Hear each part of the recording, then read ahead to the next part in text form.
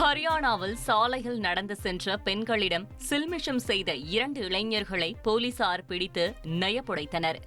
உத்தரப்பிரதேச மாநிலம் பாக்பத் பகுதியைச் சேர்ந்த பிரமோத் மற்றும் சஞ்சீவ் ஆகிய 2 இளைஞர்கள் ஹரியானா மாநிலம் பானிபட்டுக்கு ஆடை கழிவுகளை வாங்க பைக்கில் சென்றனர். அப்போது சாலையை கடந்த பெண்களிடம் சில்மிஷம் செய்தனர்.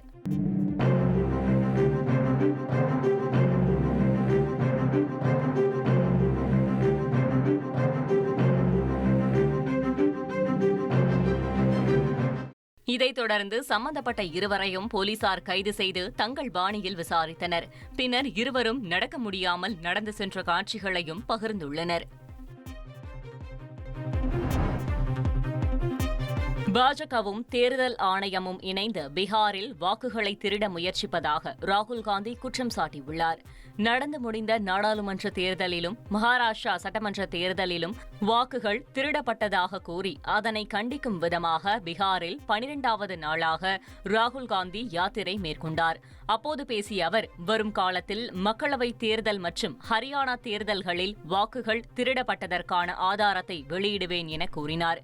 பாஜகவும் RSSம் மக்களின் குரலை அடக்க ஏழைகளின் வாக்குகளை திருடுவதாகவும் அவர் கூறினார்.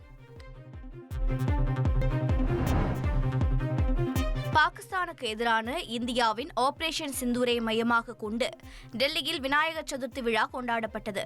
டெல்லி லட்சுமி நகர் பகுதியில் கணேஷ் சேவா மண்டல் எனும் அமைப்பினர் 24வது ஆண்டாக பிள்ளையார் சதுர்த்தியை முன்னிட்டு இந்தியாவின் ஆபரேஷன் சிந்தூர் தீமில் ஏவுகணைகள், ராணுவ வீரர்களின் சிலைகள் மற்றும் சுபான்ஷு சுக்லாவின் படங்களை வைத்து வழிபாட்டில் ஈடுபட்டது பலரின் கவனத்தை ஈர்த்துள்ளது.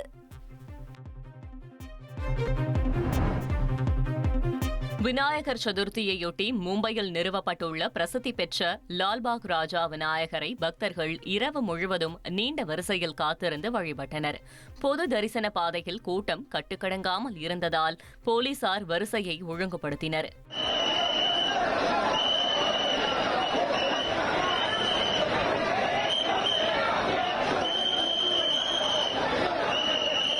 கோடீஸ்வர விநாயகராக கருதப்படும் மும்பை லால்பாக் ராஜா சிலை நடப்பாண்டு 474 கோடி ரூபாய்க்கு காப்பீடு செய்யப்பட்டிருப்பது குறிப்பிடத்தக்கது.